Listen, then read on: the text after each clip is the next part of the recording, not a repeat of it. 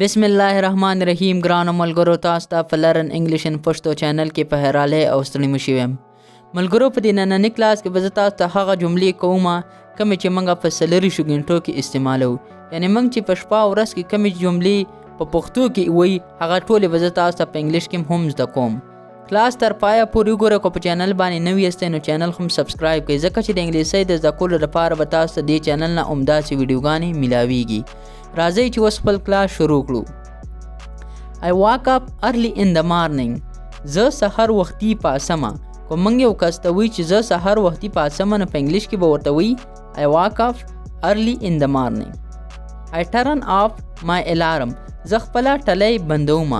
الارم هغه ټلۍ ته وی کوم چې موږ ځان ته د شپې نه سټ کړي چې دا به ما سحر مانځه ته راپاسي.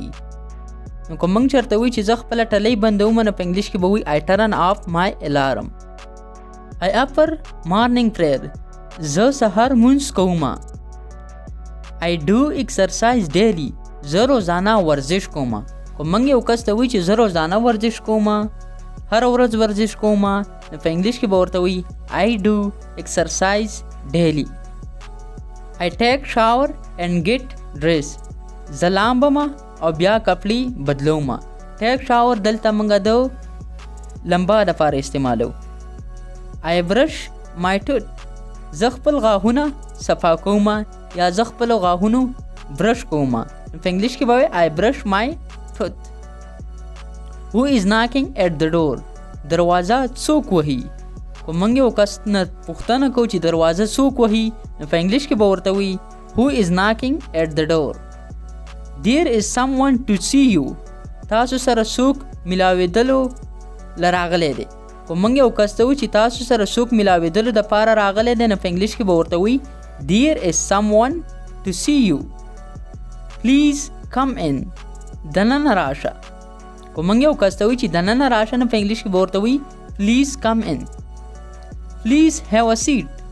تشریف کېدئ کو موږ یو کس ته وی چې یا تاسو کېنئ یا تشریف کېدئ نو په انګلیش کې به ورته وی Please have a seat. have a seat موږ ته کې ناستو د پاره یو کس ته ویلې شو. Where is انور؟ انور چرته دی؟ کو موږ د یو کس نه پوښتنه کوو چې انور چرته دی نو په انګلیش کې به ورته وی Where is انور؟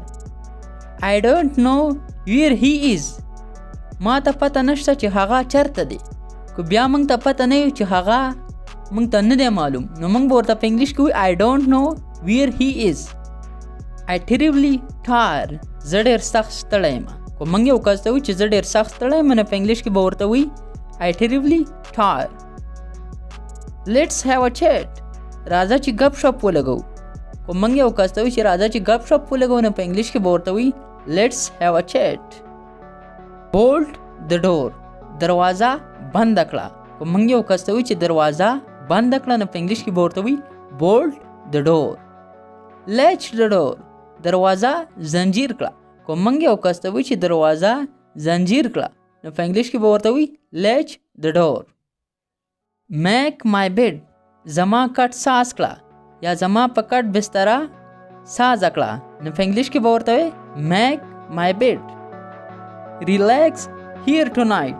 نن شپه دلته آرام وکړه کو موږ یو کس ته وی چې نن شپه دلته آرام وکړه نو په انګلیش کې به ورته وی Relax here tonight.